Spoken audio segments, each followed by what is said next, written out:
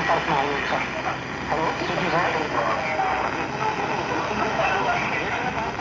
समाचारमा यहाँलाई स्वागत छ। धन्यवाद।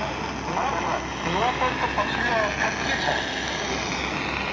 नुवाकोटको पछिल्लो अवस्थाको सन्दर्भमा कुरा गर्दाखेरि अब आज बिहान करिब करिब 9:15 हामीलाई यो खबर आयो माथि पहिला आइरहेको छ भनेर। त्यसपछि ये radio Nepal MW band pay चल रहा है और मैं इसे हरियाणा में रिसीव कर रहा हूँ। इंडिया में, हरियाणा में, दिल्ली के पास मैं इस रेडियो नेपाल को रिसीव कर पा रहा हूँ।